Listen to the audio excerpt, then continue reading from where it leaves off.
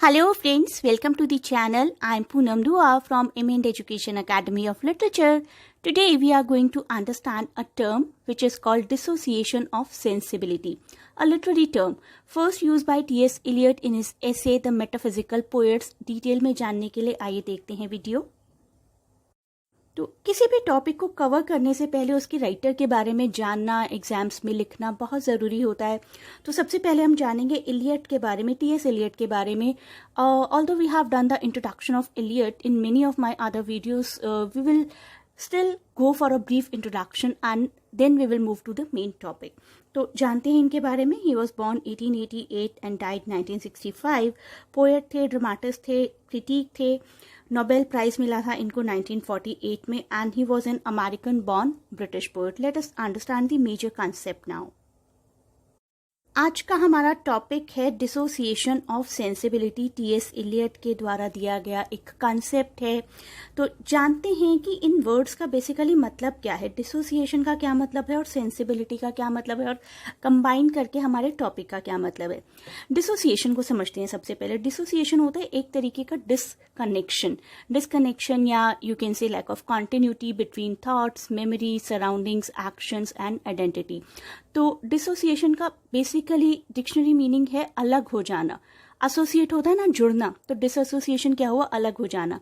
अलग हो जाना means a state in which some integrated, some joint part of a person's life becomes separated from the rest of the personality. अब समझते हैं sensibility का मतलब।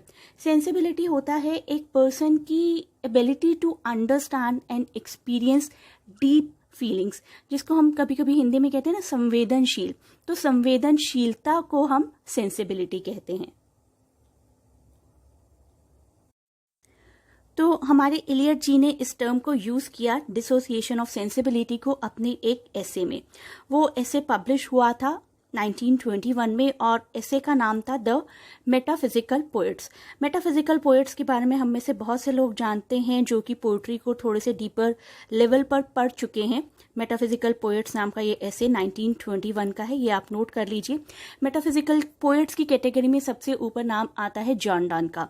सो डिसोसिएशन ऑफ सेंसिबिलिटी एक लिटरेरी टर्म है, first use by T S. Eliot in this essay the metaphysical poets 1921 and it refers to the way in which thoughts, inner thoughts are separated from the experience। अगर कोई writer, कोई poet अपने कुछ thoughts को express कर रहा है बिना उनको एक्सपीरियंस किए, that is what he has called dissociation of sensibility.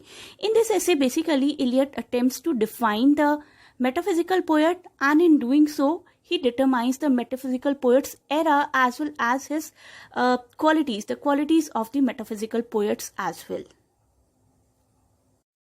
तो इस ऐसे में इलियट जी क्या करते हैं, वो कंपेयर करते हैं अर्लियर पोएट्स को और लेटर पोएट्स को। अर्लियर पोएट्स की कैटेगरी में वो मेटाफिजिकल पोएट्स रखते हैं उस जमाने के, और लेटर पोएट्स की कैटेगरी में वो लेट 17th सेंचुरी के कुछ पोएट्स को रखते हैं। आप समझते हैं इस कॉन्सेप्ट को। So Eliot ji claims that earlier metaphysical poets of 16th and early 17th century grouping of poets were constantly mixing experience and sensibility and thus expressing their thoughts through experience of feeling। तो जो metaphysical poets थे according to Elliot, वो अपनी thoughts को express करते थे अपनी feelings के साथ, while the latter poets, late 17th century के पोएट्स अपनी थॉट्स और अपनी फीलिंग्स को यूनाइट नहीं करते थे। तो the latter poets did not unite their thoughts with their emotional experience and therefore expressed thoughts separated from feelings, और इसी सेपरेशन को हम कहते हैं डिसोसिएशन ऑफ सेंसिबिलिटी। आइए इस कंसेप्ट को, इस कंपैरिजन को इस टेबल के थ्रू क्लियर लेवल पर समझने की कोशिश करते हैं। Metaphysical poets and late 17th century poets. तो इलियट जी का मानना था कि जो मेटाफिजिकल पोएट्स हैं उनमें एक मैकेनिज्म ऑफ सेंसिबिलिटी होता है, जबकि लेट 17th सेंचुरी पोएट्स में डिसोसिएशन ऑफ सेंसिबिलिटी होता है। वही टॉपिक जो हम डिस्कस कर रहे हैं। So these poets basically what used to do, they possessed a mechanism of sensibility which could produce any kind of experience, while the dissociation of sensibility was there. Dissociation of sensibility occurred in the poets of late 17th century. Poets actually revolted or started writing against the sensibility, and their thought and poems remained unbalanced. तो इनकी thoughts और इनकी poetry में आपस में balance की कमी थी, जबकि मेटाफिजिकल पोएट्स की जो पोएट्री थी उनमें उनका एक्सपीरियंस झलकता था. इलियट जी ने जॉन डॉन को यूज किया as an example to show the qualities of metaphysical poets. So Eliot says that John Donne's poetry is the most prominent example of sensibility and thought.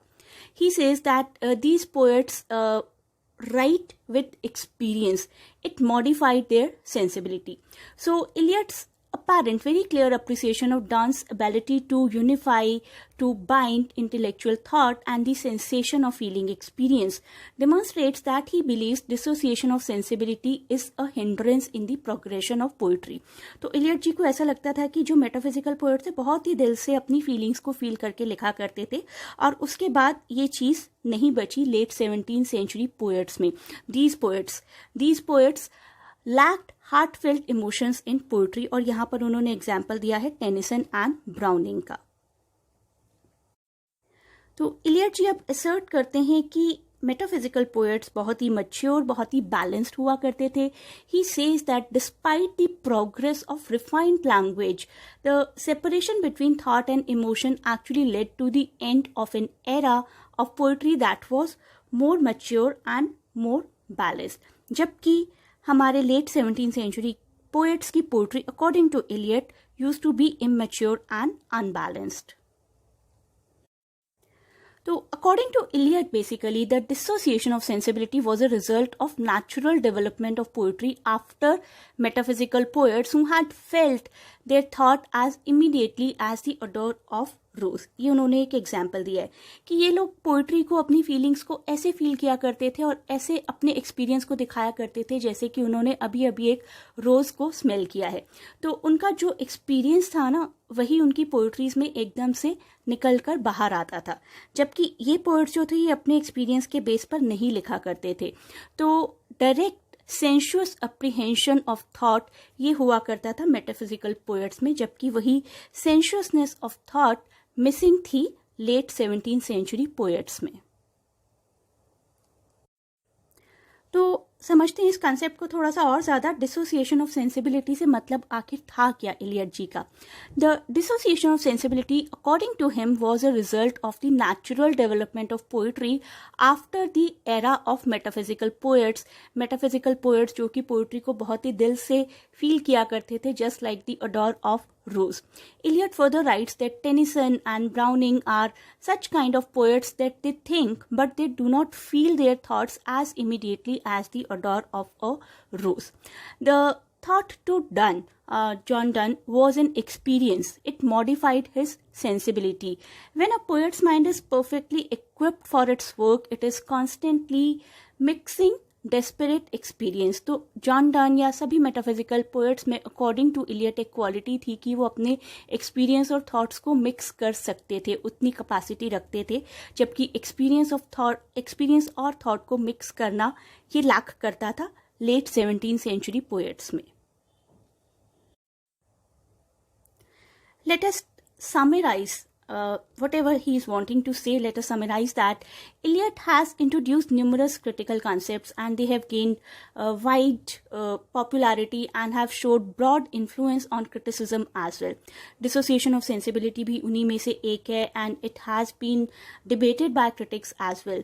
And this concept has actually given a new direction and new tool to criticism, and it has now become a very popular literary terms which was first used by him in his essay The Metaphysical Poets. Term कहाँ use हुई थी ये आप याद रखिए, आपके exams के लिए बहुत हेल्पफुल रहेगा. तो उन्होंने मेटाफिजिकल पोएट्स को बेसिकली एक वेटेज दी है rather to these poets, late 17th century poets, specifically Tennyson and Browning. तो उन्होंने यही कहा है अपने पूरे एसे में, पूरे इस कॉन्सेप्ट में कि जो फीलिंग्स इन पोएट्स में हुआ करती थी वो फीलिंग्स इन पोएट्स में बहुत ज़्यादा लैक करती है. जो फीलिंग्स और थॉट्स का मिक्सचर मेटाफिजिकल पोएट्स के पास था, फीलिंग्स और थॉट का वैसा mixture late 17th century poets के पास नहीं था. इस कंसेप्ट की एक सिंपल सी डेफिनेशन यही है कि intellectual thought is separated from the experience of feeling. और 1921 के अपने इस एसे में इलियट ने यही कहना चाहा है कि किस तरीके से मेटाफिजिकल पोएट्स अपनी पोएट्री को लिखा करते थे, अपनी एक्सपीरियंस को अमेलगमेट किया करते थे, मिक्स किया करते थे अपनी राइटिंग्स में, जैसे मर्जी एक्सपीरियंस हो, सिंपल, आर्टिफिशियल, डिफिकल्ट और फैंटास्टिक।